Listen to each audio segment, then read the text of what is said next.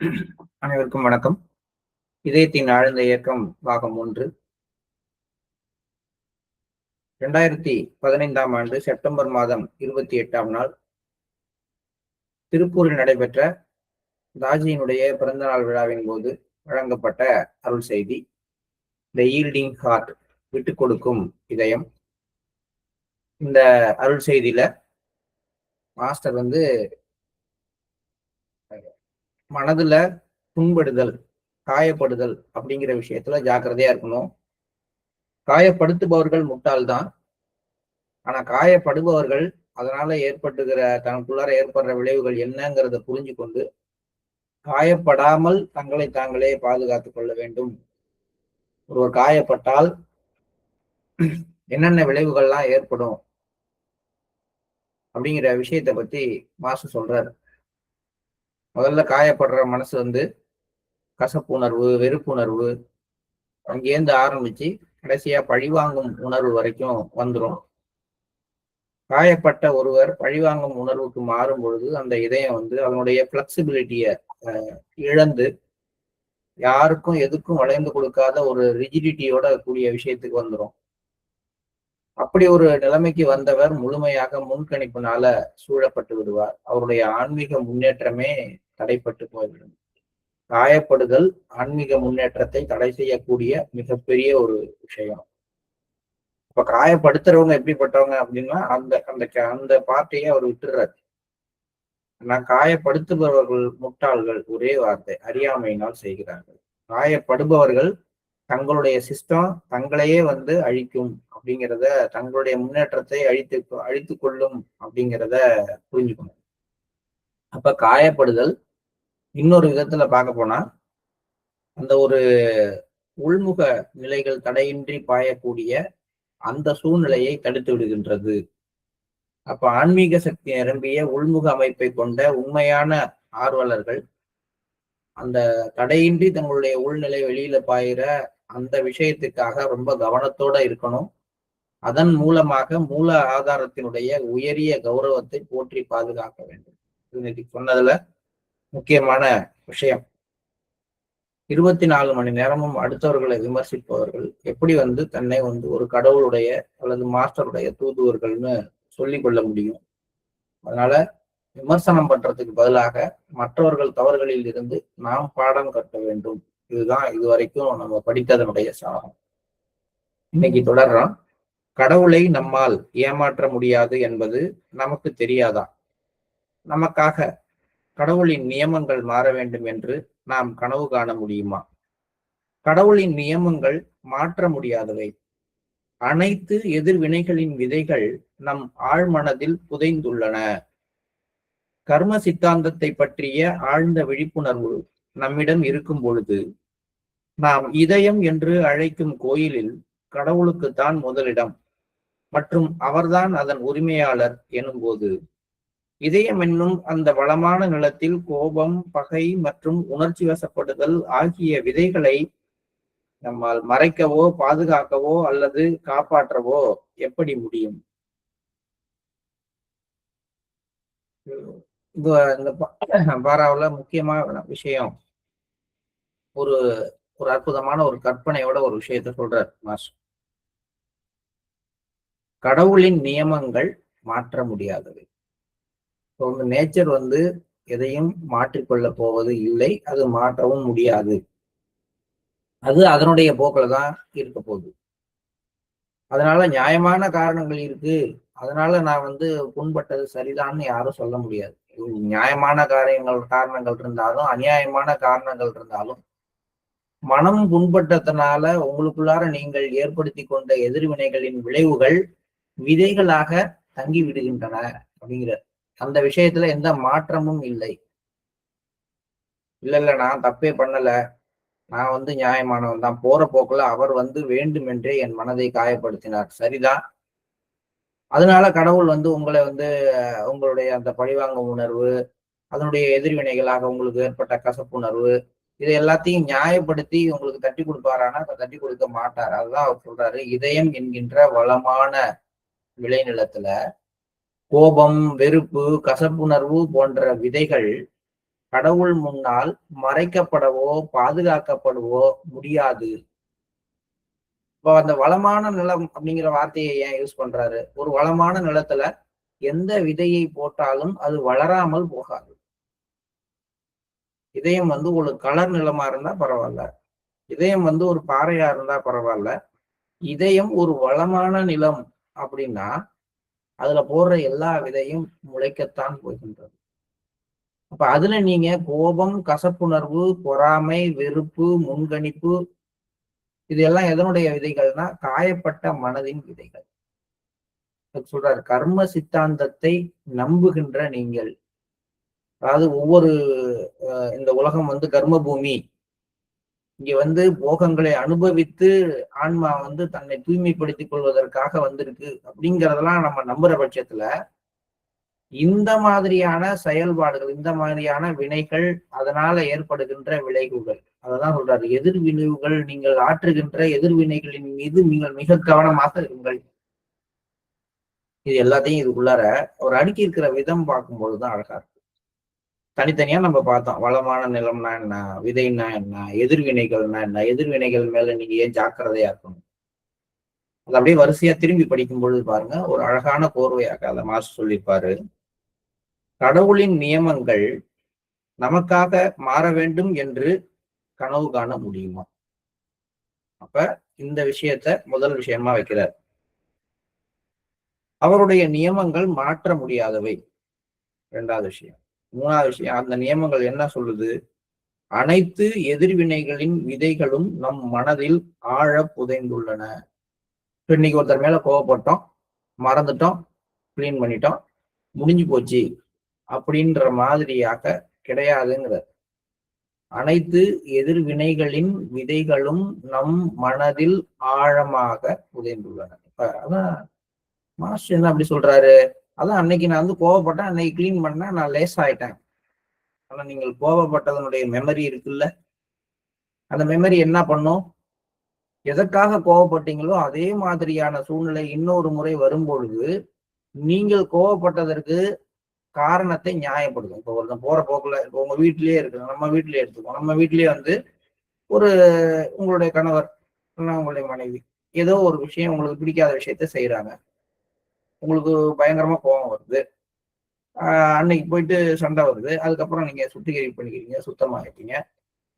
ஆனால் அந்த கோபத்துக்கான விளைவுகளை நம்ம எடுத்துட்டோம்னு நம்ம நினைக்கிறோம்.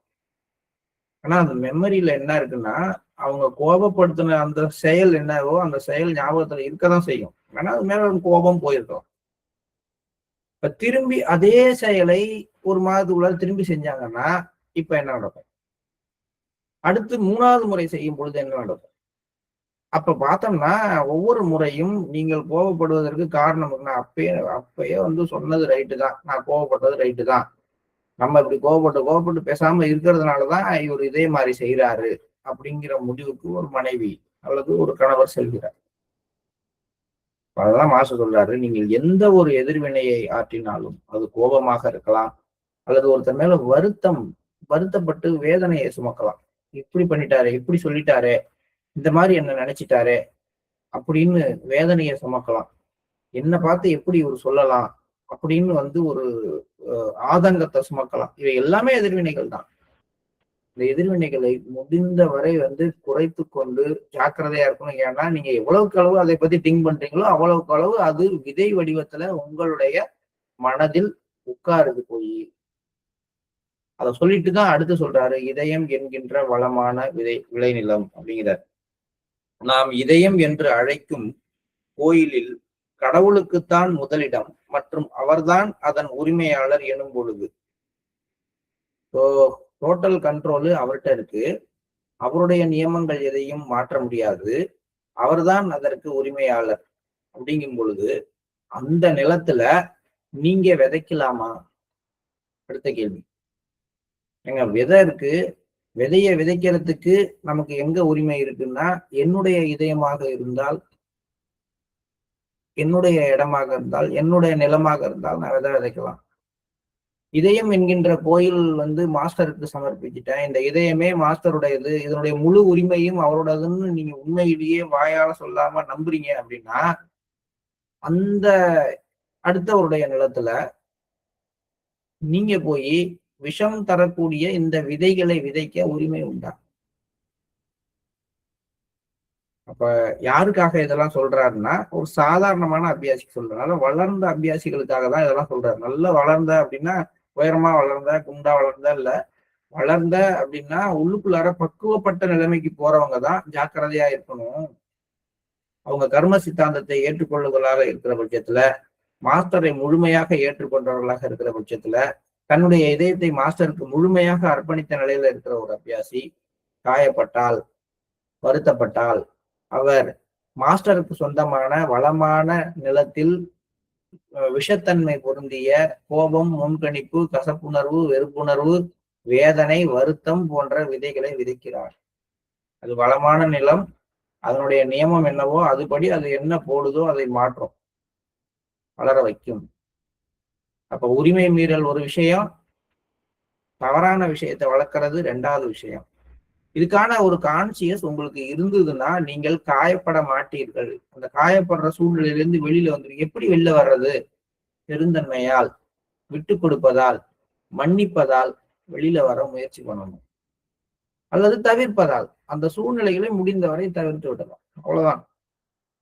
இப்போ ஒருத்தரோட அதிகமா பேசி பேசி பேசும் பொழுதெல்லாம் காயப்படுறீங்க அப்படின்னா, அப்புறம் திருப்பி சகோதர பாசத்தை வளர்க்கறன்னு போய் பேசுறது இல்லை, அவசியம் இல்லை. அவரை பற்றி ஒரு நல்ல மதிப்பு வச்சுக்கங்க, அவர் மேல மரியாதை வைத்துக் கொள்ளுங்கள். ஆனால் குறைந்த அளவு பழக்கம் வைத்துக் கொள்ளுங்கள். அவ்வளவுதான். ஏன்னா இந்த உலகத்துல எல்லாரோடையும் மிக தேவையான அளவு தான் நம்ம பழகணும்.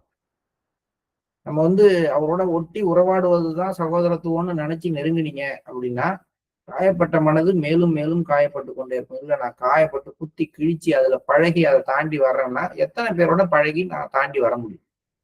அதனால இந்த கான்செப்டை முதல்ல கொஞ்சம் யோசனை பண்ணிக்கணும். நம்ம ஒருவரோடு உரசல்கள் தொடர்ச்சியா வருது அப்படின்னா, அவர் மேல வருத்தம் இல்லாமல், அவர் மேல வெறுப்பு இல்லாமல், ஆனால் அளவாக அந்த டிஸ்டன்ஸை மெயின்டைன் பண்ற ஒரு கெப்பாசிட்டியை டெவலப் பண்ணுங்க. இந்த டிஸ்டன்ஸ் விழிப்புணர்வின் காரணமாக வருமே, வெறுப்புணர்வின் காரணமாக வரக்கூடாது. இவ்வளவுதான் நம்ம கத்துக்க வேண்டிய விஷயம். அந்த டிஸ்டன்ஸ்ல இருந்து அவர் மேல முழுமையான அவருக்காக பிரார்த்தனை பண்ணலாம், அவருக்குடைய நன்மைக்காக நீங்க வேண்டிக்கலாம், உங்களுடைய தியானத்தின் போது அவர்களை சேர்த்து வைத்துக் கொள்ளலாம். ஆனால் அவரோட பழகும் பொழுது அளவா பழகும். இல்ல அப்படின்னு 2 வார்த்தை எக்ஸ்ட்ரா போட்டீங்கன்னா அவர் 4 வார்த்தை எக்ஸ்ட்ரா போடுவாரு. அந்த 4 வார்த்தையில ஒரு வார்த்தை உங்க இதயத்தை சுத்தமா கிழிச்சு தொங்க விட்டுருவாரு. அதுக்கப்புறம் பாத்தீங்கன்னா திரும்பி மறைந்திருந்த அந்த விதைகள் திரும்பி முளைக்க. இது நமக்கு எப்படிங்க இது எங்கேயோ ஒருத்தரா இருந்தா பரவாயில்ல, என் வீட்டுல என் கூடயே வசிக்கின்ற என்னுடைய கணவர் இப்படி இருந்தா நான் என்ன பண்ணுவேன்னா, திங்க் ஓவர் இட்.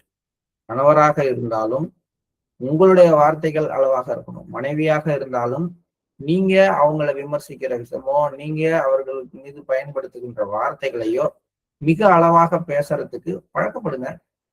இல்ல இந்து பாரம்பரியத்துல கணவன் மனைவிக்கிடையே எந்த ஒளிமரவும் கிடையாது.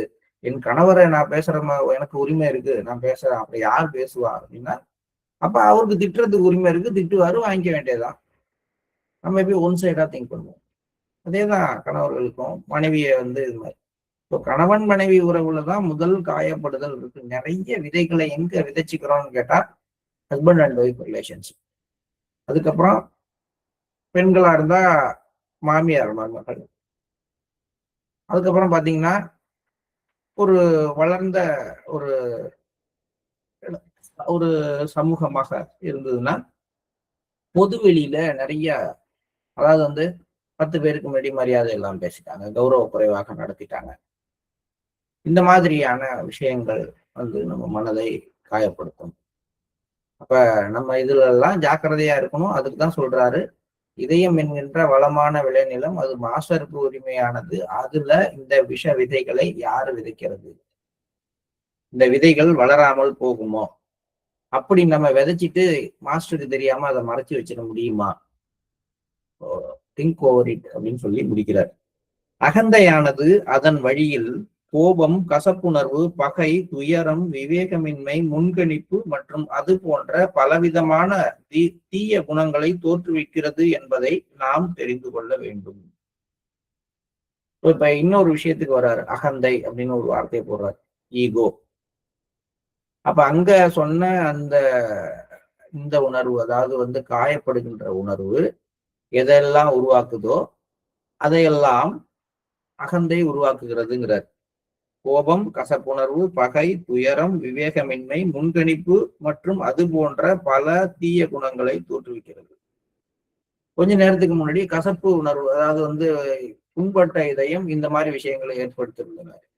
இது ரெண்டையும் பாபுஜியோட ஃபேமஸ் கோட் மாதிரி A=B, B=C A=Cன்னு நம்ம ப்ரூவ் பண்றோம் அப்படிங்கிற மாதிரி எடுத்துக்கிட்டோம்னா, அப்ப எந்த மனது காயப்படுகிறதோ அந்த மனதில் அகங்காரம் இருக்கிறது. எந்த மனது அடிக்கடி மற்றவர்களால குத்தி கிழிக்கப்படுதோ அந்த மனது அந்த சிஸ்டம் ஈகோ டெவலப் ஆன சிஸ்டமாக இருக்குது. ஈகோ டெவலப், ஒரு குழந்தை இருக்கு, ஒரு குழந்தைய யாராவது திட்டா கொஞ்ச நேரம் அழுதுட்டு போயிடுது, ஆனா காயப்படுறது இல்லை. ஆனா நம்மள யாராவது திட்டோம்னா நம்ம அழுவுறது இல்லை, ஆனா காயப்படுறது. இந்த டிஃபரன்ஸ் இதனாலதான் குழந்தையும் நம்மளும் டிஃபர் ஆகிறோம். ஒரு குழந்தைய நீங்க திட்டுறீங்க, உங்க அறிவு இருக்கா அப்படின்னு கேட்டுடுறீங்க, 2 அடி கூட போட்டுடுறீங்க, அப்போ கொஞ்ச நேரம் அழுவோம், அவ்வளவுதான். ஏன்னா அது தன்னுடைய சிஸ்டத்தை காயப்படுத்தி கொள்வது இல்லை. கொஞ்ச நேரம் கழிச்சு அதை மறந்துட்டு அது போயிடுது. ஆனா நம்ம அழவும் மாட்டோம், எதிர்வினையும் மாற்ற மாட்டோம், ரொம்ப மெச்சூர்டா இருப்போம். பட் உள்ளுக்குள்ளார அறுத்துக்கிட்டே இருக்கும். என்ன வார்த்தை பேசிட்டான், என்ன மரியாதை இல்லாம சொல்லிட்டான் அப்படின்னு உள்ளுக்குள்ளார என்ன அறுக்க ஆரம்பிச்சிருச்சு அப்படின்னா, இது லாங்கர் லாஸ்டிங்கா செயல்புரிய தொடங்கும். இந்த சைட்ல நம்ம சிந்திக்கவே இல்லை. நம்ம எல்லாமே மத்தவங்க எப்படி பேசுறாங்க நம்மள அப்படிங்கிறத பத்தி தான் சிந்தனை பண்ணிருக்கோம் ஒழிய, நம்ம என்ன எதிர்வினையாற்றுறோம், மற்றவங்க நம்மளை அவமானப்படுத்தும் போது, மற்றவர்கள் நம்மளை காயப்படுத்தும் போது என்ன எதிர்வினையாற்றுகிறோம் அப்படிங்கிறத பத்தியே சிந்தனைக்கே வரல. இது நியாயமா இல்லையாங்கிற இடத்துலயே நின்றுட்டோம். மாஸ்டர் அதை பார்க்கவே இல்லை. அது நியாயமோ நியாயம் இல்லையாப்பா, நீனா போய் கிராமத்துல சிம்பிளா சொல்லுவாங்க, முள்ளு மேல சேலை பட்டாலும் சேலை மேல முள்ளு பட்டாலும் நஷ்டம் என்னமோ சேலைக்கு தான் அப்படிங்கிற மாதிரி, யாராவது உங்களை வலியக்க காயப்படுத்தினாலும் அல்லது சூழ்நிலையில நீங்களாவே ஒரு சூழ்நிலையில காயப்பட்டு கொண்டாலும் பிரச்சனை என்னவோ உங்களுக்கு தான். அப்ப யார் ஜாக்கிரதையா இருக்கணும்னா நீங்க தான் ஜாக்கிரதையா இருக்கணும். ஏன்னா அது இன்னொரு விதத்தில் அகங்காரம் உங்கள்கிட்ட வெளிப்படைஞ்ச நிலையில இருக்கு அப்படிங்கிறதுடைய இண்டிகேஷன். அப்ப அகங்காரம் வெளிப்படைஞ்சாதான் அகங்கார வளையத்தை தாண்ட முடியும். அப்ப யாரு அதிகமாக காயப்படுவார்கள்னா, யாரெல்லாம் இதய மண்டலத்தை தாண்டி மனமண்டலத்துக்குள்ளார நுழைஞ்சி நடக்கிறாங்களோ அவங்கதான் நிறைய காயப்படுவார்கள், காயப்பட வைக்கப்படுவார்கள்.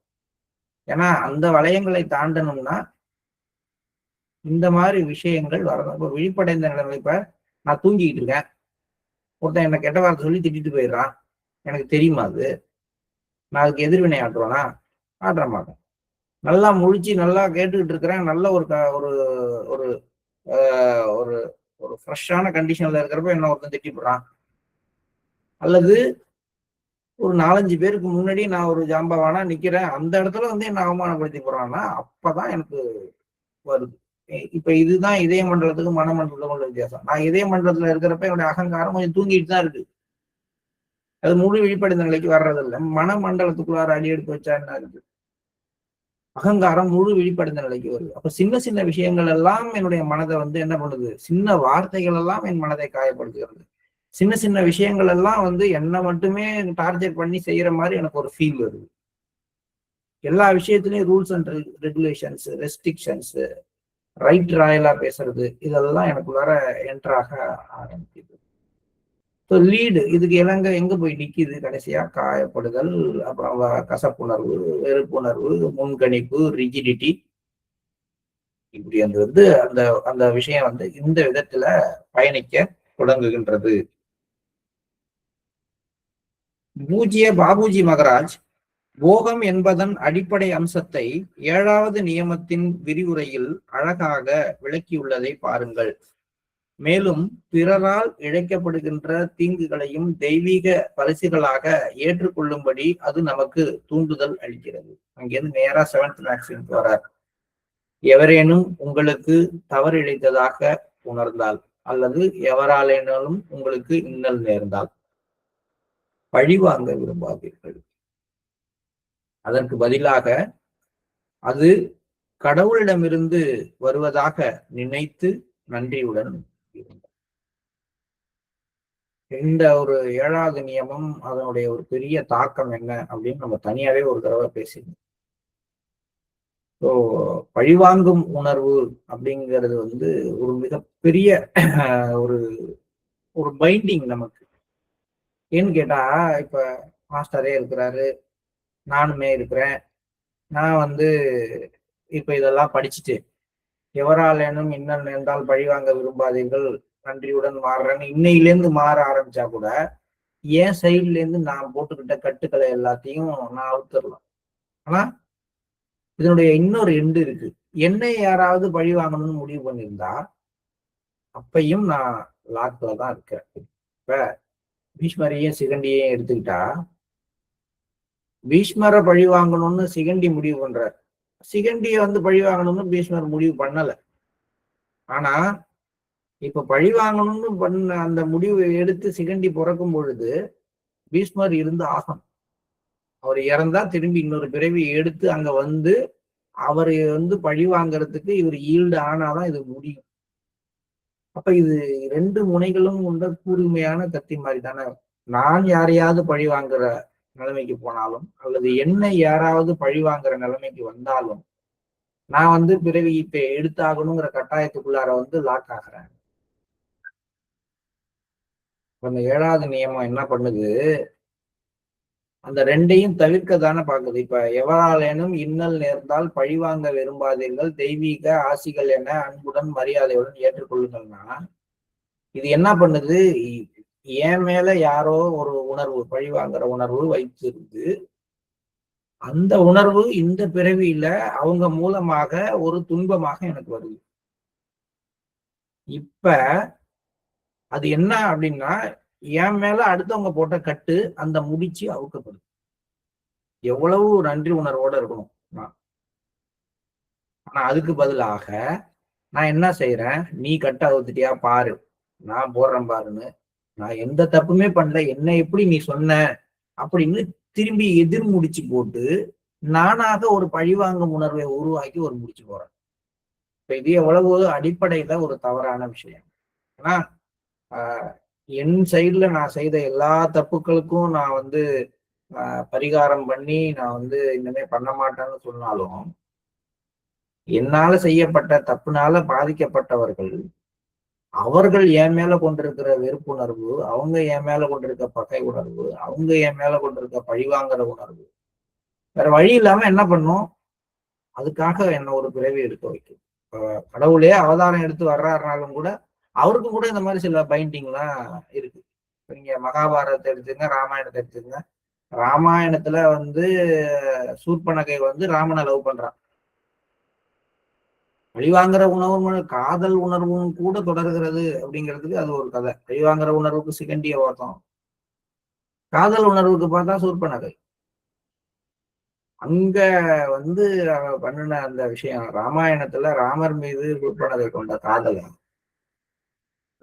காடு வந்து அதை கூட வந்து தீர்த்து வச்சுதான் ஆகணும் அப்படிங்கிறதுனால அந்த உண்மையான காதல் அது.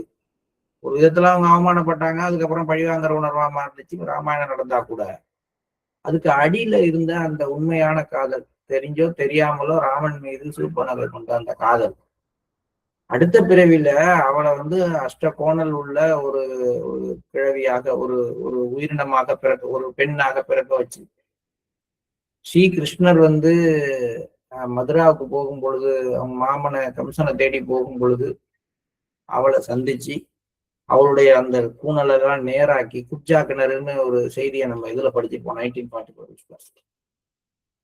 அவளோடு வந்து ஒரு நாள் தங்கி இருந்து அவளுடைய அந்த ஒரு போன பிறவியில் அவ தன் மீது கொண்டிருந்த அந்த ஒரு அன்பு உணர்வை வந்து சரி பண்ற. அன்பு உணர்வுக்கும் இந்த நிலைமைனா பகமை உணர்வுக்கு என்ன நிலைமை? ஆக இது எல்லாமே ஒன்னோட ஒண்ணு சிக்கலாக மூடி இருக்கிறது. இதுல ரொம்ப ரொம்ப கஷ்டமான விஷயம் எப்ப சரியாகுதுன்னு கேட்டா, எவராலேனும் எனக்கு இன்னல் நேரும் பொழுது அவர்கள் சைட்ல இருந்து போடப்பட்ட முடிச்சுகள் அவிழ்க்கப்படுகின்றன. இது ரொம்ப இது வந்து ஆச்சரியமான விஷயம், வரவேற்கத்தக்க விஷயம்.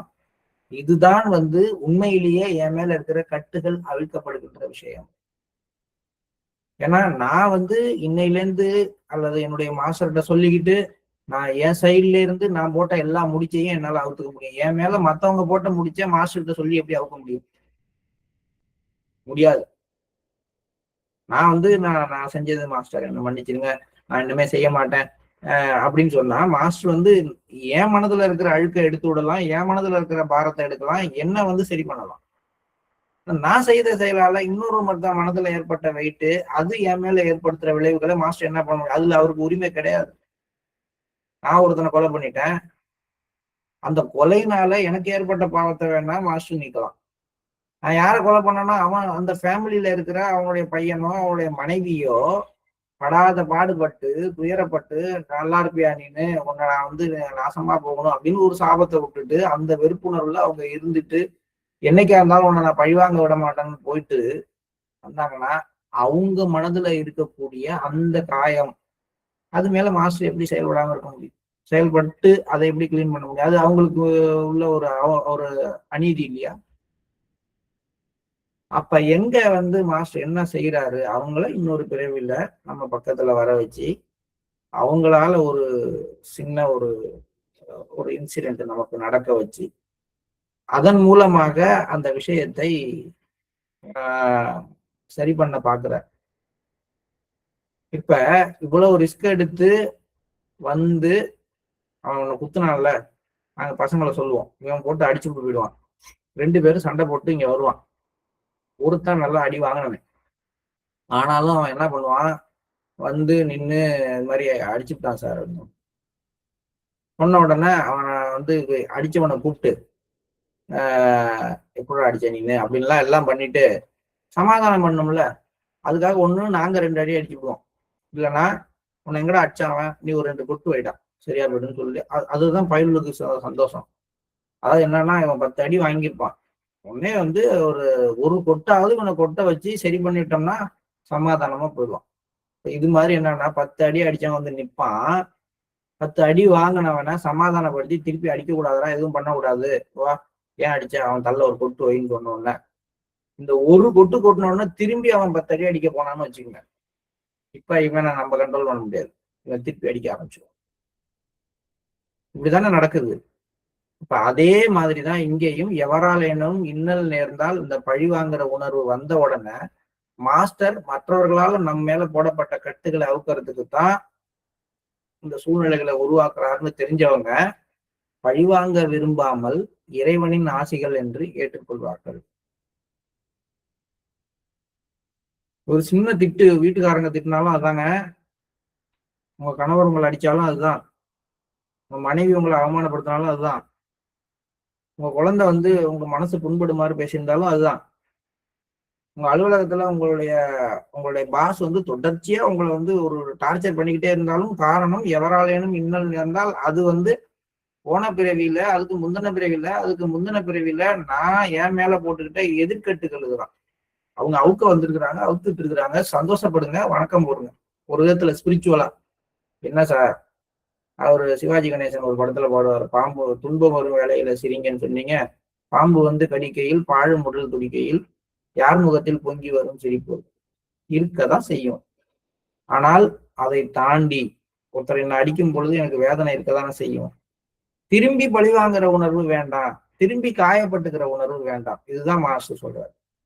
அப்ப இந்த 7வது நியமத்தை கொண்டு போய் காயப்படுத்துதலோட கனெக்ட் பண்றாரு மாஸ்டர். எங்க இருந்து எங்க வராரு? எவராலேனும் இன்னல் நேர்ந்தால் பழிவாங்க விரும்பாதீர்கள் அப்படிங்கிற இந்த நியமத்தை நீங்கள் கடைபிடிக்கணும்னு நினைத்தால் நீங்க ஆரம்பிக்கப்பட வேண்டிய இடம் எதுன்னு கேட்டால் யாராலும் காயப்பட்டு கொள்ளாதீர்கள். அங்கிருந்துதான் இது வந்து ரீசைக்கிள் ஆக ஆரம்பிக்கும். இதெல்லாம் வந்து மாஸ்டர் வர்றாரு. இது ரொம்பவும் ஒரு அற்புதமான ரொம்ப டீப்பான விஷயம். பல நேரங்கள்ல இது உணர்வு மட்டத்திலே நமக்கு நின்று போயிடுது. மாஸ்டருடைய அருள் இருந்தால் இது முழுமையான புரிதலை நமக்குள்ளார கொடுத்துருச்சுனாலே நம்ம எதிர்வினை ஆற்றுகின்ற விதம், நம்ம ஒரு விஷயத்தை புரிந்து கொள்கின்ற விதம், மற்றவர்களை பார்க்கிற விதம், அந்த டைமென்ஷனே மாறி போயிடும். அது வந்து மாஸ்டருடைய கையில தான் இருக்கு. அந்த மாதிரியான ஒரு ஒரு உணர்வு பூர்வமா எல்லாத்தையும் பார்க்காம ஆன்மீக கண்ணோட்டத்தோட பார்க்கிற ஒரு தன்மையை வந்து இன்னைக்கு நமக்கு மாஸ்டர் கொடுக்கட்டும். 7வது நியமத்தை நம்ம ஒரு நம்முடைய ஒரு உணர்வு நிலையில மாஸ்டர் மலர வைத்த நாளாக வைத்துக் கொள்வோம். எவராலேனும் துன்பம் நேர்ந்தால் அவரை பழிவாங்க விரும்பாதீர்கள், அல்லது எவராவது உங்களுக்கு தவறு இழைத்ததாக உணர்ந்தால் பழிவாங்க விரும்பாதீர்கள். அதற்கு பதிலாக அவை கடவுளிடமிருந்து வருவதாக நினைத்து நன்றியுடன் ஏற்றுக்கொள்ளுங்கள்.